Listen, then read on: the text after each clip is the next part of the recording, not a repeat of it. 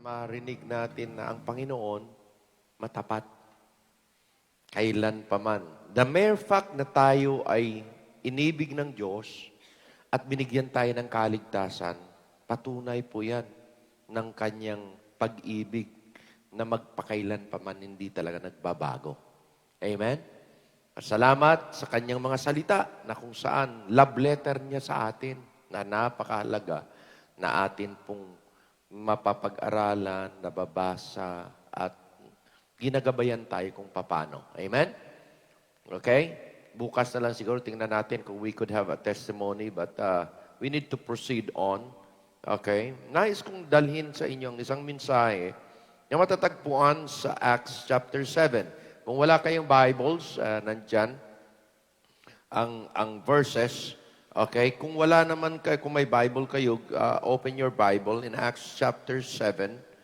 Sa ating mga viewers, i-share po ninyo ang ating live streaming. Amen? Opo? Okay? And so, Acts chapter 7, magsimula po sa verse number 51 to 60. Okay? Ang sabi diyan, 51, ye stiff-necked and uncircumcised in heart and ears. Ye do always resist the Holy Ghost, as your father did, so ye do. Okay? Verse 52, which of the prophets have not your fathers persecuted? And they have slain them which showed before of the coming of the just one, of whom ye have been now the betrayers and murderers. 53, who have received the law by the disposition of angels and have not kept it. They have heard these things. When they have heard these things, they were cut off to the heart, and they gnashed on him with their teeth. Yan po yung pamagat. Okay, ng mensahe ko ngayong gabi. But he, being full of the Holy Ghost, looked up steadfastly into heaven, and saw the glory of God and Jesus standing on the right hand of God, and said, behold, I see the heavens opened, and the Son of Man standing in the right hand. Then they cried out with a loud voice, and stopped their ears, and ran unto him with one accord, and cast him out of the city, and stoned him. And the witnesses laid down their clothes at the young man's feet, whose name was Saul.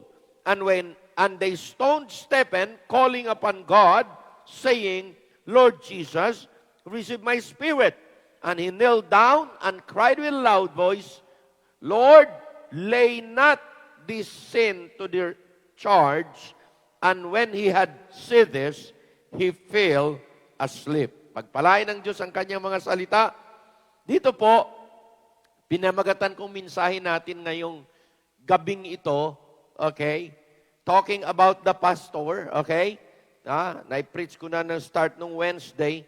But ngayon po, pinamagatan kong mensahe natin, the message that cut the heart and gnashed the teeth of the hearers. Ang mensahe na talagang, kung bagay, talagang hiniwa ang kanilang mga puso at talagang gnashed with their teeth. Ano ba yung tawag dyan sa Tagalog? Talagang sobrang galit yan eh. No? Gnashed with their teeth. Okay? When they hear the message. Now, mga kapatid ko sa pananampalataya, bago ako papasok dyan, tanungin ko muna kayo. Ang mensahe ba talaga ay nakakasakit? Ang mensahe ba talaga, dahil halimbawa, ang pastor ay dynamic mag-preach, bombastic mag-preach, ay talaga ba talagang nakakasakit? Ha? Nakakasakit ba talaga? O ang mensahe ba talaga ay, yung sabi nga talagang, ang nagturo, ang preacher, talagang striker talaga, or brawler talaga? Ganun ba talaga yun? Kasi sa akin, mula nang ako'y naging mananampalataya, I was born in a Christian home, I was raised up in a church, Ang mensahe ng pastor, hindi naman talaga nakakasakit eh. Ang pastor nga namin, hindi katulad kong mag-preach eh, masyadong malumanay magsalita. Oo, Ilonggo eh. Talagang malumanay talaga magsalita. Pero ang naintindihan ko lang ito, pag ikaw ay namuhay sa mali, pag siya'y magsalita kahit na hindi malakas, talagang parang ikaw mismo kinukumbikta ka eh. Pinapakita sa'yo kung ano mali mo eh. Tama, hindi? Hindi yan nakabase doon sa dahil galit yung pastor o dahil ang pastor ay malakas magsalita o malumanay magsalita. Pero ito naman, pag ikay namuhay at ang buhay mo'y tuwid sa harapan ng Diyos o sa kanyang mga salita, kahit ano pang pangangaral, may enjoy mo eh. In fact, ma-inspired ka, ma-encourage ka. Sa awitin lang eh. Doon pa lang sa awitin, sarap naman ng awiting ito, amen? Ang ganda naman. Bakit po? Because if you are living a life that is according to God's plan and according to God's way, ang lahat ng maririnig mo nakakabuti, nakaka-inspired, nakaka-encourage. Pero namuhay ka na hindi tama, talagang i-reprimand ka, aayusin ka talaga. Kasi yun naman ang turo ng salita ng Diyos. Amen ba, mga kapatid? Now, dito po si Stephen yan. Si Stephen nangangaral. Ang kanyang pinapangaralan, lahat ng kanyang mga kababayan. Opo. Oo. Habang siya'y nangangaral, mga kapatid, pambihira, para bang tinatadtad, talagang chinap-chap-chap ang puso ng mga naririnig, nakakarinig. Pagkatapos talagang nanggagalaiti sila sa galit. Opo. At, mga kapatid, ay dito makikita natin ang mensahe na nais kong paabot sa inyo ngayon. Amen?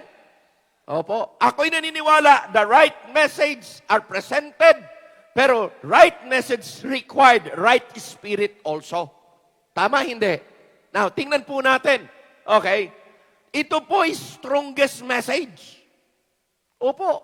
Kung hindi ba strong, ito na talagang matatats ka, maapektuhan ka, amen? Kung bagay, kung sa unos pa, hahamba-hambalang ka rin, malalaparis ka. Amen? Ikaw ay harang-harang dyan, talagang sasagasaan ka, parang ganon ang mensahe. The strongest. No? Pag-alas ano pa, it is the most painful. Sakit na mensahe. Opo. Oo. Bero mo, straightforward, prangka, walang cover-cover. The most powerful message ever preached. Na ito lang po nakasulat sa Bible na nung iprinit yung mensaheng ito, talagang na-chap-chap yung puso ng mga nakikinig. At talagang nagalit silang ganyan. Oo. Ano ba yung mga sinabi diyan? Tingnan nga natin yung verse. Verse 51, sabi niya, ye stiff-neck, bambihira. Ye stiff-neck, uncircumcised in heart and ears. Ye do always resist the Holy Ghost as your fathers did. So do ye. Which of the prophets have your fathers persecuted? And they have slain them with which showed before the coming of the just one, of whom ye have been now the betrayers and murderers. Pabir mo naman, kung hindi ba naman pag sinabihan ka, ikaw ay mamamatay tao. Tama, hindi? Ikaw ay pinagkanulo mo ang totoong tagapagligtas. Amen? Oh, ang titigas ng puso nyo, pambihira. Hindi ka na ba masasaktan yan? Prangka ito. Okay? The most powerful message ever preached. Oh, that what? That convict and touch the conscience of the hearers and listeners. Now, hindi naman po masama na kailangan matouch tayo ng message ng Diyos. Dapat lang talaga eh. Opo? Maramdaman natin. Para ano? Mabigyan tayo ng babala, hindi natin ma-violate ano pa man. Now, tingnan po natin. Move. Tingnan niyo. This message of Stephen was filled with the Holy Ghost. Tandaan niyo po, ang mensaheng ito, hindi katsang isip lang ni Stephen. Kapuspusan ng banal na Espiritu, kalooban ng Diyos na ito'y kanyang sabihin. Verse 55. Ano sabi? Ano sabi? But he, being full of the Holy Ghost, look up steadfastly unto heaven and saw the glory of God, Jesus Christ standing on the right hand of God. So makikita natin, mga kapatid, itong mensaheng ito, puspos ng banal na espiritu, pero nakakasakit. Amen? Oh, now, tingnan natin, mga kapatid. Okay? The longest na matindi dito, ito yung pinakamatagal na mensahe. Pag binasa niyo po yung chapter na yan, ang haba yan. The longest message ever preached because it relates the nation history.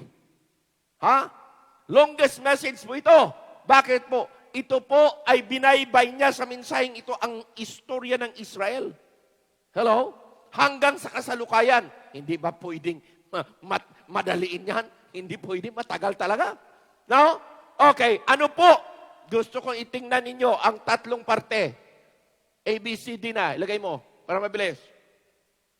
Una, verses 1 to 19. Yan po yung tinatawag patriarchal period. Paano sila nag-umpisa mula Abraham yan hanggang sa 12 sons, 12 tribes of Israel. Tawag yan patriarchal period. Trinits yan, 1 to 19. Biro mo, ang haba. Then, Moses. After ni Abraham, patriarch, ang sunod yan, Levitical period. Panahon na po yan ni Moses at ng mga Levites. Ayan na. Okay? Next, ang tinatawag Judaism period. 51 to 53, ito po yung time ni Jesus Christ. Pag sinabing Judaism, religious group during the time of the Lord Jesus Christ. So, yan yung makikita. Ang sitwasyon na yan, yan po, ang haba ng mensaheng yan. Okay? From verse 1 to 53. Now, makinig maigi. Truth hurts and it's painful. Tandaan niyo po ito. Realidad ito. May mga pagkakataon na ang katotohanan ay masakit. Pero kailangan mong marinig. Amen ba? Halimbawa, nakagawa ka ng kasalanan, kailangan talaga mapagsabihan kang mali yan. Anak, mali yan. Anak, hindi tama yan. Hello? Amen ba? At huwag ninyong i-deny kahit pag kayo na pagsabihan na may mali kayo. Huwag. Bakit po? Titigas ang puso mo pag hindi mo tanggapin. Tama? Pero pag tinanggap mo, maniwala ka, ang dali lang eh. Hindi mahirap. Amen? Okay? So, truth hurts, but don't reject it. The more that you reject and you resist it, ay talagang hindi gagaling, hindi hihilom. Hindi mabigyan gamot at malagyan ng gamot. Okay? Sabi nga nila, lies tickles the ears and make you feel good. That deceive and make it attractive. That destroy and make it alluring for temptations. Alam nyo, yung kasinungalungan, kuminsan nakakakuha yan nakakakiliti yan Hindi totoo nakakiliti yan. Pero, ang malungkot dyan, kakasadlakan mo, pagpaniwalaan mo yan, ay ang buhay na kung saan hindi karapat-dapat sa harapan naman ng Diyos. Amen? Amen? Kaya nga, alam nyo mga kapatid, sa Bible Baptist pastors, open times, lagi sila, ang tapang nyong mangaral. Grabe kayo mag-preach. Sabi ko, kung hindi naman kami mag-preach, anong gagawin namin? Ayaw namin ihili-hili yung tao para para just to make it attractive. No way. We need to tell the truth because the truth will set you free and the truth will make you wise enough to do what is proper and what is right in the sight of God. Ganun lang Opo. Pero we are not, as a preacher, as a pastor, we are not just teaching people to follow this and follow that, to follow this. Na wala sa amin. Yan ang kaibahan Bakit po? We need to set up a good example for others to see. Amen? Amen? So dito po, yan. Huwag niyong kakaligtaan yan. Genesis chapter 3, 1 to 6. Anong nakasaad dyan? Okay? Now, the serpent was so subtle. Alam mo ang ginawa yan? Yung serpent? kanyang kinukuha, yung kanyang tinitem si Eve. At anong ginamit niyang mga salita? Puro lahat para masilo niya ba? Talagang ina-attract niya eh. Amen? Oo. Ngayon, it has a lie on it. May kasinungalingan doon. So, anong ginawa? Nung pinakinggan ni Eva, okay lang, parang okay lang. Kasi it does not hurt. Pero later, trap sa Eva, Paul. Tama, hindi? Ganyan po. Pero pag ikay frank ka, ikay straight, parang hindi attractive, parang hindi masyadong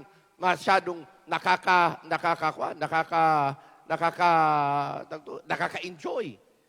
Kaya a lot of people won't listen. Kasi parang namang hindi naman maganda, parang nakakasakit naman. Tama, hindi? Pero naman, ang kahinatnan nito ay maayos sa buhay mo at maayos sa buhay ko. Tama, hindi? Amen? So, ganyan po. Kung ituloy-tuloy nyo yan, na-trap si Eve dyan eh. Fall into sin siya. Bakit po? Because ang mga salitang ginamit ng demonyo ay talagang deceiving talaga eh. Nakaka-attract. Pero it falls into that situation na siya ay nagkasala. Amen? Balik tayo doon. So, tandaan nyo po yan. Okay? Yan po ay napakahalagang tatandaan ninyo. Kaya lagi ko sinasabi ito, huwag kayong matakot pag si pastor nagpipreach na matapang. Huwag. Pag straight pa si pastor nagtuturo, huwag kayong matakot. In fact, magpasalamat kayo. Katakutan nyo pag si pastor ay binubola na kayo at hindi na kayo napipreach nga na matapang. Malay mo, baka buhay niya hindi na rin maayos. Amen? Bakit po? Because a pastor who preaches strong and who preaches straight, tandaan niyo po ito, alam niya buhay niya, malakas pa loob niya. Amen? Pero pag hindi na po yan, delikado na. Amen? Kaya ganun po, unang-una, wag natin kalimutan. Now, ano ang matutuhan po natin dito? Number 1, pakita ko sa inyo ito, the truth that hurts. Okay? Pag yung kakaligtaan yan, the truth that hurts. Simple lang yan. Okay? 51 to 54. Nabasa na natin yan kanina eh. 53 kaya. 53. Ano sabi? Who have received the law by the disposition of angels and have not kept it. Sabi pa ni Stephen, alam nyo, binigyan kayo ng kautusan ng Diyos, hindi niyo sinunod eh. You are law violators. Hello? Ano pa? Verse 54. Ano sabi ba niya? When they heard these things, what? They were cut to the heart and they gnashed on him with their teeth. Talagang galit na galit sila. Amen? Why? Because they have heard the truth. Dapat nga, magpasalamat ka when you heard the truth eh. Amen? Pero iba yung reaction nila eh. Okay? Ye are stiff-necked and stubborn. Sabi niya, ang titigas ng mga ulo ninyo. Hindi ka ba masasaktan? You do not learn the lesson from the past. Makinig maigi.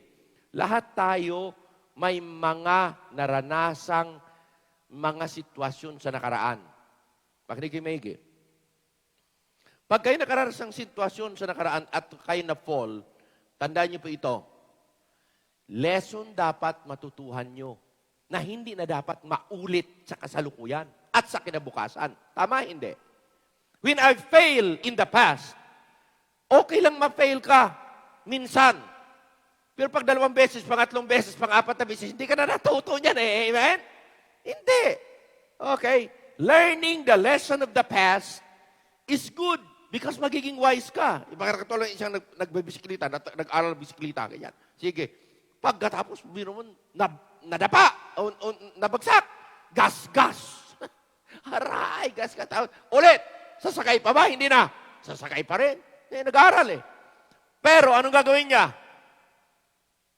Hindi ko na kailangan, di na dapat ako madapa pa uli. Amen? Bakit? Masakit eh. May gas-gas eh. Amen? So, talagang try mong magbabalance na hindi ka, tama? Hindi ka masubsob. Ano? Bakit po? Because you learn the pain of the past. Pag yan ay natutuhan mo sa mga pagkakamali mo sa nakaraan, natuto ka, you become wiser than before. Ayan. Ngayon, Pastor, paano naman kung ako doon sa mga nakaraan, kung nagtagumpay ako, di gayahin mo yun. Hello? Amen? Bakit po? Kasi yung mga success of the past are pattern to follow through. Pero yung mga defeat at difficulties of the past are lesson to learn.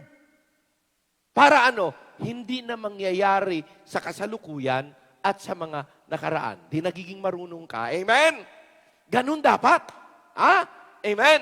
So yan, titigas ng ulo nyo, di na kayo natuto.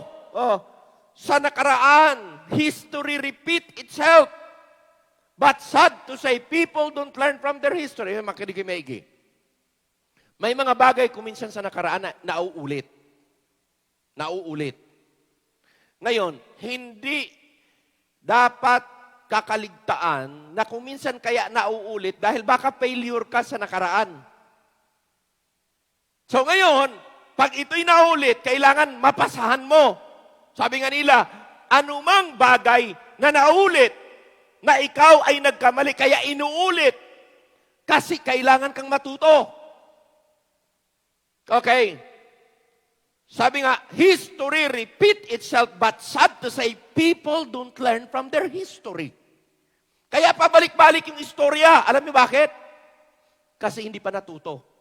Pero pag natuto ka sa istorya sa nakaraan, sa sitwasyon sa nakaraan, natuto ka, hindi na uli babalik yan. Kasi alam mo na, you pass the test. Any testing, any trials, any difficulties passes by. Design ni God for you to learn. For me to learn. At mga kapatid, the best teacher in learning, hindi dito po sa salita ko, the best teaching in learning, alam niyo kung ano? Sa experience ninyo sa nakaraan. Matinding learning dyan. Amen? So therefore, we need to be growing up stronger and wiser. How? If we learn from our past. And then we become better person at the present and in the future. Amen? Amen? Okay, ganun po ang tanda natin. Okay? Ano sabi niya dyan? Pero ito yung truth that hurts.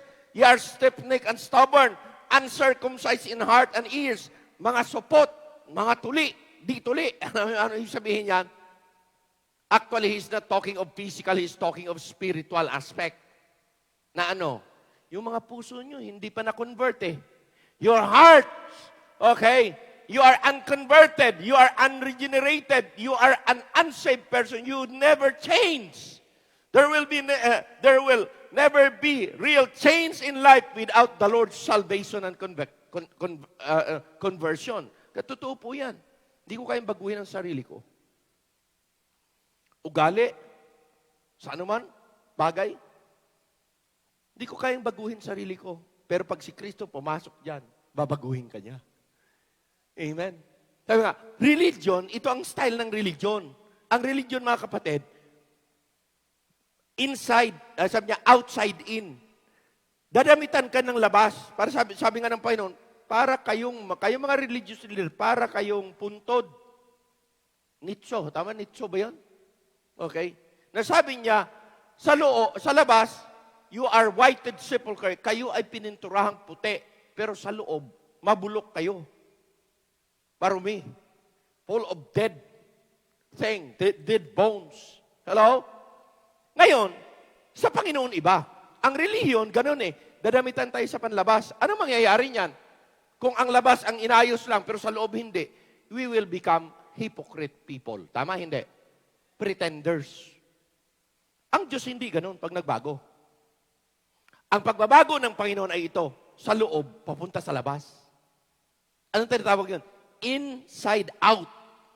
Anong kailangan mo nang gagawin? Tanggapin mo si Kristo. Pasok si Kristo. Pag nasa Kristo na sa loob na babaguhin niya dahan-dahan sa loob. Hello? Hanggang ito'y magmamanifest sa labas. Yun ang real change. Hello? Ang totoong pagbabago ay pagbabago na gagawin ni Kristo sa loob mo mag-umpisa. Baguhin niya yung mga pang-uugali mo, baguhin niya yung mga panghahangarin mo, baguhin niya yung appetite mong hindi tama, babaguhin niya lahat yan hanggang sa labas. Kaya makikita ngayon ang buhay mo kaiba kaysa iba. Hello? Amen? Ganon. So, tatandaan po natin yan.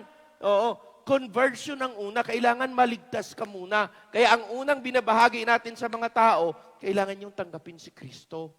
Kasi si Kristo ang unang steps para ikaw talaga mabago sa buhay mo. Opo. Papaanong paraan? Hayaan mo na lang ang Panginoon. Kikilos ang Panginoon dyan. Amen? Oo. Hindi po tayo, sabi nga na, hindi ko makalimutan yung aking pinsan eh. Pinsan, doon po sa, pastor din sa mga protestante. Sabi sa akin ganyan, Pastor, gano'n katagal nagpastor? Sabi ko siguro, by that time, siguro nasa 31 ako. Siguro mga 29 years na ako nagpapastor dito. Uwi ako ng Bisaya. Tapos nag-usap kami. Sabi niya sa akin, Pinsan, mayroon ka bang mga membrong mabisyo? Mayroon. Sino bang wala? Lahat naman mayroon eh. Yun naman natural sa tao, yun eh. Oh. So, sinabi ko, may membro akong sugapa. Mga sugapa na to, sabi ko sa kanya, may membro akong sugapa sa babae kasi kumbo eh. May membro akong sugapa sa sugal kasi talagang nandoon, nagkakwaho lagi doon sa sugalan.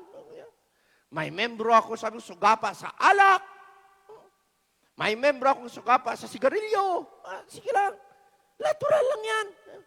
Sabi niya, anong ginawa mo? Ngayon. Sabi ko, 29 years ako nagpapastor na eh. Sabi ko, wala na ngayon. Anong ginawa mo? Sabi ko, ginawa ko? Wala naman akong ginawa eh. Ang ginawa ko lang, nangangaral lang ng salita ng Diyos, yun lang naman. Sabi ko, bakit ikaw? Sabi ko, nagpapastor. Mas nauna nagpastor sa akin yun eh. Pero ngayon, sabi ko, grabe pa rin. Sabi, marami, ganun pa rin yung mga membro ko. Sabi ba, ganun, walang pagbabago. Ano nangyari? Sabi ko sa kanya, pag nagpipreach ako sa pulpito, tinitira ko ng tinitira yan. Oh.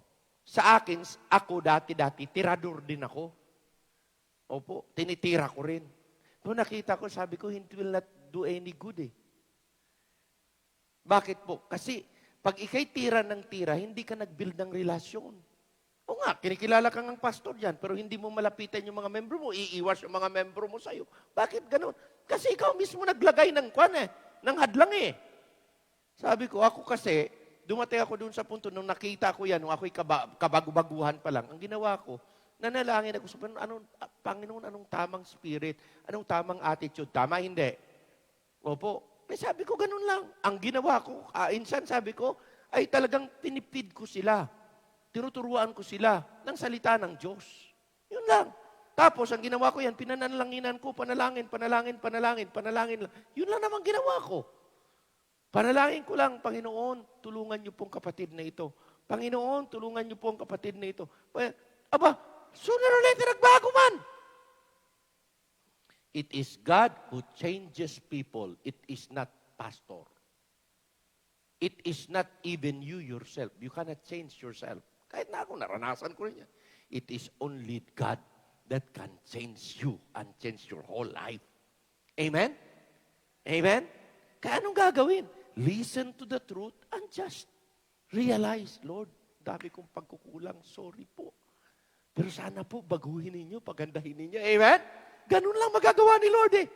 Yan din magagawa ng pastor. Kaya kami, sabi ko, ako insan, dumating ako doon sa punto na I really become a caring father to my flock. Yun ang focus ko. I want to be a father that will guide them. May kulang man dyan, may paraan si God. Bahala si God ang kikilos. Amen? Yun lang eh. Kaya ang ganda. Sabi ko, ang ganda makikita, ma-prove mo ang salita ng Diyos. Kaya ganyan yan. Okay?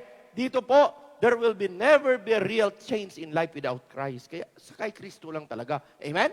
Next. Baka you always resist the Holy Ghost. Now, tandaan niyo po ito. Sa ating buhay Kristiyano, hindi niyo pwedeng tanggihan ang banal na Espiritu. Wag. Dapat ikay magpasakop dyan. Kasi yun po ang paraan upang ang ating buhay ay kikilusin ng Panginoon para maayos lahat. Lahat ng gusot, aayusin ni God. Para ano? Makapamuhay kang mapayapa. Hello? Makapamuhay kang nag-i-enjoy, hindi nag-i-endure. Hello? Amen? Mamuhay ka hindi sa guilty conscience, but mamamuhay kang peaceful ang konsensya mo. Bakit? Kasi alam mo, kayo ni God, one. Ang sarap po rin. Hello? Pwedeng maraming pagkain. Pwedeng hindi marangya so much ang buhay. Pero pag you are living at peace with God, maniwala kayo, ang sarap mamuhay sa lupang ito. Hello? Bakit? Yun ang way ni God eh. For us. Kaya tayo niligtas eh. Para ayusin ang mga buhay natin. At lahat ng gusot ay kanyang aayusin. Para makapamuhay tayong payapa, panatag, nag-i-enjoy sa buhay. Hello? Yun ang gusto ng Panginoon. Kaya huwag niyong tatanggihan ang banal na Espiritu. Pag kinakausap ko yun, pasakop lang. Next! You have persecuted the prophets. Oy, huwag niyong pasaktan ang pastor. Bay, walang nag-amen. Huwag ninyong sasaktan ang lingkod ng Diyos. Nasasaktan lang lingkod ng Diyos. Alam niyo kung pag hindi kayo sumusunod sa kalooban ng Diyos, pero pag sumusunod kayo sa kalooban ng Diyos, masaya si pastor eh. Amen? Parang tatay din yan eh. Pag tatay, sinusuwail kang anak, hindi talaga mag-enjoy si nanay, si tatay. Tama? Pero tingnan mo pag masunod kang anak, ano mangyayari? Ay, pambihira. Anak, anong gusto mo, nak? Ba, maka 100 ka ngayon, anak, ang sipag mo, naglinis ka ngayon. Anong gusto mo? Amen? Kahit na hindi ka pa nangihingi, bibigyan ka ng gusto mong ice cream, mayroon dyan, lusaw. Amen? Ganun lang eh. Bakit po? Kasi ikaw ay nagiging obedient. Pag obedient ka kay God, marami talagang favor. Ma-amaze ka how God will do it. Kahit nagipit-gipit ang buhay, makikita mo ba maidugtong eh. Bakit? Kikilos si God. Iyon ang kagandahan sa buhay Kristiyano. Sarap! Amen? Oh, you have slain them. Naku, ang matindi pa. Hindi mo lang sinaktan, pinatay mo pa. Iyang realidad sa kailang history. Next! You are the persecutor and murderer, sabi ni Stephen. Masakit ho lahat yan na akusasyon. Ba't totoo yan? Amen? Next. Ayan. After all of those, truth hurts. Because reality, ang sunod po, the heaven was open. Mga kapatid, alam nyo, ang dilim-dilim nung bagyo. Pero tandaan nyo, behind the clouds and behind the rain and the storms, the sun is always shining. Amen? Pero pambihira, kailan ba? Kanina ba o kahapon?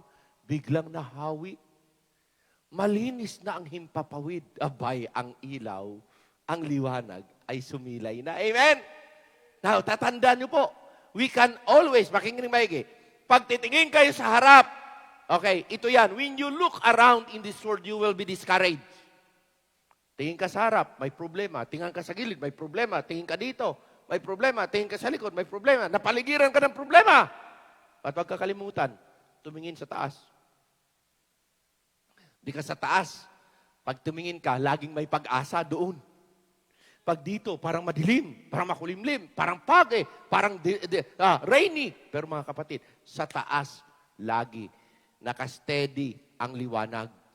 Nandyan ang Diyos na kumikilos at may control ng lahat. Yun ang when there is problem in the family, look up. When there is problem in finances, look up. When there is problem in the physical, look up. Amen? When there is problem in your job, when there is problem in your business, look up. Because looking up is our blessed hope. Amen? Don't forget to look up. Because doon, kahit na binabato na sa dito, kahit na inuusig sa dito, kahit na pinapatay sa dito sa physical, tumingin lang siya ganyan, nakalimutan na yung sitwasyon niya eh. Amen? Kaya sabi ng Bible, looking unto Jesus. Bakit po? Pag sa Panginoon tayo titingin, kahit ano pang kagulo dito sa paligid, sa mundong ito, mayroon laging kapayapaan at mayroon laging pag-asa. Amen? Amen? Oh, this is the comfort that he was seen and awaits. Ito po yung comfort.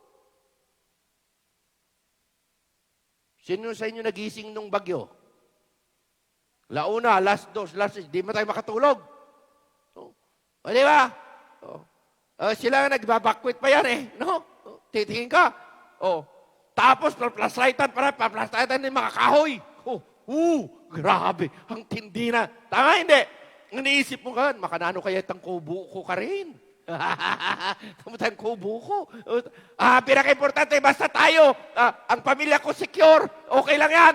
Bahala na yung mga halaman yan, bahala na yan. Tama, hindi. Amen. Pag tinignan mo ganyan, talaga ang sungit ng panahon, akala mo parang, naku, katapusan na yata ng mundo. Amen? Pero hindi pa, may kontrol ang Diyos eh. Amen? Tingnan mo, comfort awaits. Yun ang sitwasyon niya sa paligid. Difficult. This is the comfort of all those Christians that were persecuted and slain because of their faith in Christ Jesus, their Lord. Comfort yan. Okay? Let us look up always steadfastly to heaven in which our comfort comes. This earth are settled when we are experienced persecution. Alam niyo mga kapatid, dito sa paligid, sa mundo talaga, hindi ka masisital kasi tribulation dito sa mundo. Pero sa Panginoon, kaya lagi siya sabi, look up. Pag ang sitwasyon dito hindi mo na kontrolado, tumingin ka sa taas. Kasi when you look up sa taas, di mo na makikita ang kalagayan mo dito. Lagi yan bibigyan kayo ng pag-asa. Amen? Ano sabi sa Hebrews 12:2? Looking unto Jesus, the author and the finisher of our faith. Hope for the joy that was set before him, endured the cross, despising the shame, is set down at the right hand of the throne of God. Kaya alam niyo mga kapatid, pag tingin ni Stephen ganyan sa taas, kahit na pinipersecute siya dito, wala siyang anumang naulinigan, na ano pa mang sitwasyon. Ang naulinigan niya lang, nakita niya, ang Panginoong Yesus. Na siyang nagbigay sa kanya ng, sabi nga, dyan nakatupo, may nagtanong sa akin, Pastor, bakit sa kay Stephen nakatayo si Jesus Christ? Simple lang. Pag nakatayo, wini-welcome ka. Halika na, anak. Iwanan mo na yan magulong buhay. Punta ka na dito, mapayapa dito sa akin. Kunin na kita. Amen? That is a sign of welcome. Welcoming Stephen in heaven. Kaya alam mo mga kapatid, ang Panginoon, laging may paraan. Laging may pag-asa. Laging mayroong solusyon sa anumang difficulties na hinaharap natin sa lupang ito. Okay? The heaven was open. That is a comforting time. A comforting place. A comforting situation. Okay? Next. Last. Seek those things. Ito, tandaan nyo ha. Huwag nyo kakalimutan to. Para lagi kayong makomfort sa anumang sitwasyon nyo dito sa lupa. Number 1. Ang inyong hangarin so much, yung mga bagay sa taas. Hindi dito sa lupa. Kasi kung dito ka lang sa lupa, mamuhay dito, ay lahat yan hindi permanente. Mawawala yan. Ano sabi? Doon sa Colossians 3:1-4. Basahin natin ha. If you didn't reason with Christ, seek those things which are above. Ano ba yun doon sa taas? Nandun si God. Amen? Nandoon ang mas magandang kalagayan. Yun lagi ang focus natin. Hindi lang tayo dito. Hindi tayo magbabato sa lupang ito. Amen? Pero mayroon tayong isa pa na napakaganda doon sa taas. Seek those things which are above, which Christ said it on the right hand. Then, 2, set your affection. Alam niyo yung affection, pag-ibig natin. Ang pag-ibig natin, pag nasa taas yan, hindi tayo magugulumihanan sa paligid dito. Hello? Amen? Seek those things which are above. Set your affection, ang pag-ibig nyo. May pag-ibig tayo dito, pero wag so much na hindi natin ibigin yung doon. Amen? Set your affection on things above, not on things on this earth. Bakit this earth po? It will pass away. Okay? Next. 4. Okay? For ye are dead, and your life is hid with Christ in God. 4. When Christ also appear who is our life, shall appear when then shall ye also appear with Him in glory. Yun pong mahalaga eh. Pag ang ating buhay ay focus lagi, saan? Beyond the clouds. Beyond. Kaya lagi ko sinasabi, at katulad ng na-preach na dito, na tandaan niyo po ito, ang buhay na nagtatagumpay ay buhay na ang focus niya hindi lang dito sa earth. Kundi ang focus niya sa heaven. Mayroon siyang tinatawag eternal meaning and purpose. Ganun pa rin ang buhay. Ang buhay pala, hindi lang para panlupa, panglangit din pala. Amen? Kaya seek those things. Yun ang sinasabi niya. Okay? Set your affection, our heart's desire on things above. Tandaan niyo po dito, lahat ng ating gagawin dito, panlupa lang dito, ay ito po ay temporaryo. Pero yung ating buhay na mayroong eternal meaning. Paano, Pastor, pag magkaroon ng eternal meaning ang buhay ko, makinig ka maigi. Hindi lang dapat kayo focus of earning material things for ourselves. Hindi lang pang physical ang buhay. Tandaan nyo, ang buhay natin, tatlong bahagi. Mayroon tayong pangangatawan, physical, kailangan ng physical needs. Pero mayroon tayong spiritual at mayroon tayong tinatawag na soul. Dalawa ang spiritual, isa lang ang physical. Kaya importante din na narinig, kaya sabi ng Bible, man shall not live by bread alone. Physical yon. But by every word that proceeded out of the mouth of God. His word. Bakit po? Kasi ito ang magbibigay sa atin ng tibay at tatag pag dumating ang mga pagsubok. May salita ng Diyos kang mapangawakan eh. Nangako si God, hindi niya ako pipiguin eh. Nangako si God, hindi niya ako lulugiin eh. Amen? So yun ang nagbibigay sa iyo ng tinatawag tibay. Tibay. At dan ngayon, sa paglilingkod mo ngayon, sa ginagawa mo, bakit Pastor, may paglilingkod? Ligtas naman na tayo. Kasi ang paglilingkod natin, yan po ang nagbibigay sa atin ng parang gasolina, motivation to keep on. Ha? Bakit po? Kasi ang Diyos ay mayroong gantimpala sa lahat ng ating paglilingkod. Dito man sa lupa at sa kabilang buhay. Hello? Amen? Kaya anong gagawin natin? Make sure na ang paglilingkod mo ay mayroong eternal purpose and meaning. Hello? Kaya lahat po yan. When we pray, when we visit, when we share, lahat po yan may eternal meaning and purpose. Bakit po? Yan po ay reward sa kabilang buhay. Hello? Amen? Okay? Set your affection on things above, not on things on this earth. Yun yan. Okay? Next. Okay. In the world, what? Ye shall have difficulties, tribulation, anxieties, and stresses. 16:33 ng John. Ano sabi? These things have I spoken unto you, that in me, sabi ni Jesus Christ, ye might have peace. In the world, ye shall have tribulation. Mga kapigatian. But be of good cheer. Cheer up. Amen? Be inspired. Be encouraged. Why? Sabi niya, I have overcome. Ano man ang lahat ng difficulties dito sa lupa, natalo ko na yan, overcome ko na yan. At dahil kayo ay nasa akin, ma-overcome nyo rin. Dahil tutulungan ko kayo na ma-overcome ang lahat. Amen? Amen? Last. The Spirit that was so forgiving. Tingnan niyo po ito. Pinagpapatay na si Stephen, verse 60. Ano sabi diyan? And he knelt down and cried with a loud voice. Nakataas yan. Lord. Okay, nakatingin sa taas. Tapos he cried. Binabato yan dyan siya. Tandaan nyo. At the end of that, namatay siya. He gave up, he fell asleep. He knelt down and cried with a loud voice, Lord, lay not this sin to their charge. Grabe. Pero mo pinagpipersecute ka na, sasabihin mo pa, Panginoon, huwag niyo hong hayaan na ang kasalanan ito sa kanila po. Patawarin niyo po sila. Parang katulad na yung sinabi ng Panginoon. Father, forgive them. They do not know what they do. Tama hindi? Parang ganun yung sinasabi ni Stephen. Panginoon, huwag niyo pong ilagay itong ginawa nila sa akin. Huwag niyo pong gawin ito. Parusa. Huwag niyo po silang parusahan. Lay this sin not to their charge. What a forgiving spirit. That is real Christianity. Hello? Sabi nga, true Christian never kills anybody. Religious group kills for the sake of the religion. But true Christianity, na? Bakit po? Mas gusto pa ng totoong Kristiyano mag-suffer at mamatay for the sake of Christ.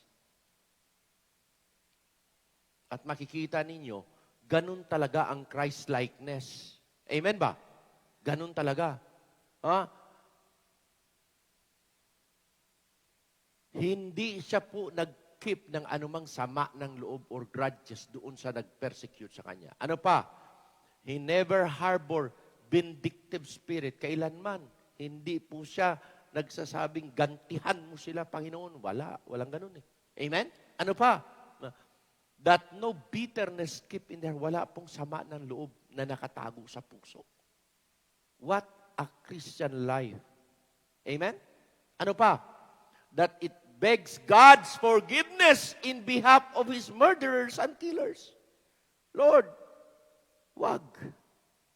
Biro mo, humingi siya ng tawad para doon sa pumapatay sa kanya. Yun yung Christian character na talagang, minsan hindi natin pwedeng, yung parang hindi mo pwedeng, kaya niyang gawin yun? Eh, kung ako, hindi ko pwedeng gawin yan eh. Lalaban ako eh. Tama, hindi. Mambihira. Amen? Pero that is real true Christianity kasi. Amen? Ito, wag niyong kakalimutan ito. Like the Spirit of Christ, up at His crucifixion, He uttered the words. Yan sabi niya, Father, forgive them. For they do not what they do. They do not know what they do. And they parted His raiment and cast lots. Ganun ang ginawa nila sa Panginoon. Pero doon makikita niyo, ang Spirit ng Panginoon, ganun pa rin eh. Mga kapatid, makinig-maigi. Sa paglilingkod sa Diyos, makakaranas kayo ng mga injustices. Makakaranas kayo, hindi kayo maunawaan ng tao. Kahit ano pang gagawin mo, pakita mo ang maganda, mayroon pa rin magsasabing hindi maganda. Anong gagawin mo? Huwag kang magalit sa kanila. They do not know eh. Amen? Ako, sabi ko sa inyo, kung naranasan ko lang sa pagiging baptist ko mula noon, pwede akong susumpain ko na yung baptist eh. Opo. Pwedeng kamuhian ko na. Kaso lang hindi eh. Kasi naintindihan mo salita ng Diyos eh. Minsan pinaparanas ka talaga ng Panginoon ng ganun para mas malawak ang iyong kaisipan, mas mahaba ang iyong pasensya, hello, mas magiging mapagkumbaba ang iyong espiritu, hello, amen? At makikita na kahit gaano pa kataas ang naabot mo, nandun ka pa rin sa baba. Bakit po ka pinadanas ng Panginoon ng ganun? Kasi para ikaw ay magiging katulad ng Panginoon sa pang-uugali. Amen? Sa pang-uugali, maging katulad ka ni Lord. Ayaw mo pa ba yan? Bakit po? Kasi nais ni God, pagdating natin sa langit, katulad na talaga tayo. Amen? Katulad niya na talaga tayo. Bakit po? Kasi na-develop na tayo, nag-grow up na tayo eh. That is the kind of spirit nais ng ating Panginoon sa bawat mananampalataya. Keep on growing, okay? Move. The proper and right kind spirit and attitude will determine the right and positive reaction, feelings when there is Christ-likeness. Tandaan niyo po yan ha. Sa anumang mga sitwasyon sa buhay, pag may Christ-likeness, nakasalala yan doon sa attitude ninyo, paano nyo hinandle ang inyong mga crisis sa buhay. Hello? Hello? Crisis in life will come. Tulad itong COVID-19. Crisis in life is there. Pero alam niyo kung anong panlaban natin sa crisis in life? Sulat niyo ito. To overcome crisis in life. Sulat niyo. To overcome crisis in life is to have Christ-likeness. Crisis in life is to have Christ-likeness. Christ-like spirit. Tingnan mo man kung hindi mo kayang ma-overcome anumang sitwasyon. Amen? To overcome crisis in life is to put on Christ-likeness. Christ-like spirit. At wala kang katalo pag si Kristo. The Christ-like spirit are the spiritual condition of a matured, spiritual, grown-up believers that overcome and control all kinds of condition against fears, harsh words, and destructive, destroying action. Yun lang po ang mag-overcome. Ano yun? Christ-like attitude. Christ-like spirit. Number 1 dyan, yung kababaan ng kalooban. Number 1 dyan, yung kabaitan, meekness. Number 1 dyan, ang kanyang tinatawag na tenderness. Ganun ang Panginoon eh. Tingnan nyo pa may ganyan ka. Kahit sinong taong umaaway sa'yo, ngingitian mo lang. Lalo pang naiinis. Kahit nakaingitan ka pa, basta Christ-likeness lang, okay lang yan. Kakampi ko naman ang Panginoon, may paraan naman si God. Tama, hindi? At amor na ginaganyan ka ng tao, damor naman ginaganito ka, tinataas, damor na tinataas ka. Yung mga gumaganyan sa iyo, parang lalo pang nanggagalaiti, nainis. Wala kang magawa. Basta Christ-like spirit lang. May kababae ng kalooban. Pag ganyan ang buhay Kristiyano, wala pong makatalo sa taong mapagpakumbaba. Tandaan nyo yan, ha? No one could defeat a humble person. Awayin man yan ang kakanin. Buong mundo na mag-away sa'yo, basta magpakumbaba lang yan. Kakampi niyang taas. Pagkakampa mo ang langit, anong kakatakot mo? Tama, hindi? Kaya, anything that you will experience in serving the Lord, bad man yan, tandaan nyo, pag tama ang attitude mo, tama ang spirit mo, Christ-like spirit, hindi ka matatalo at hindi ka madadown. Kasi, ititindig ka always ni God at susuportahan ka lagi ni God. Sinong kasuporta mo? Pag tao, mahina yan. Pero pag langit, matibay yan. Tumayo tayong lahat at tayo manalangin. Let's all bow our head, close our eyes. Tapusin natin ito.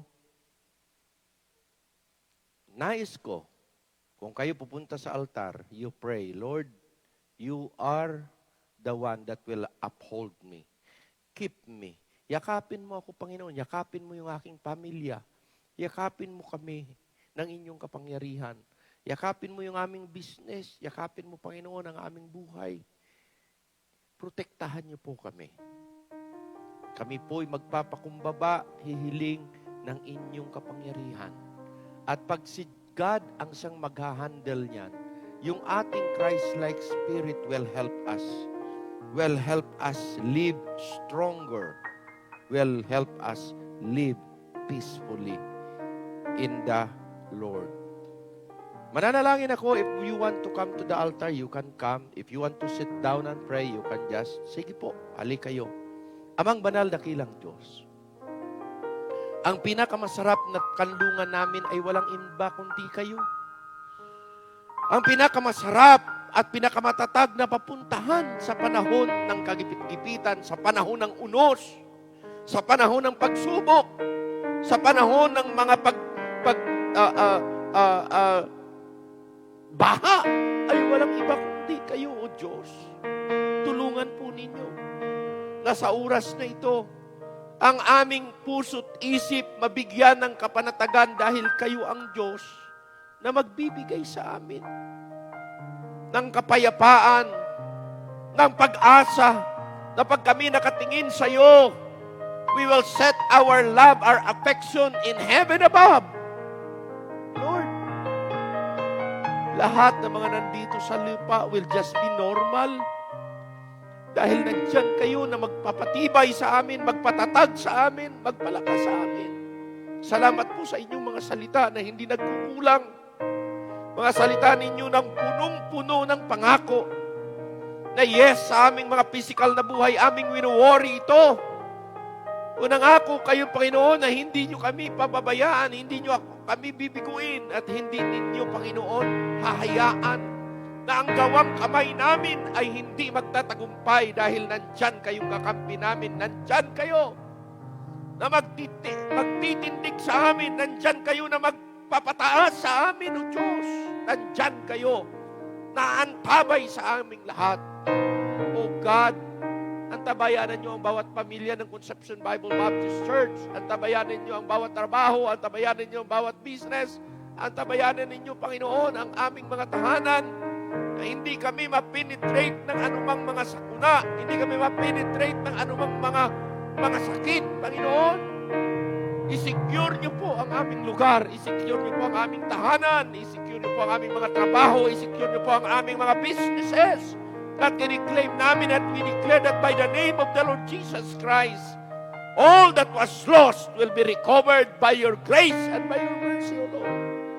Bless all of us at kiniklaim namin na ito'y inyong gagawin sa aming lahat. For this all I pray in Jesus' name.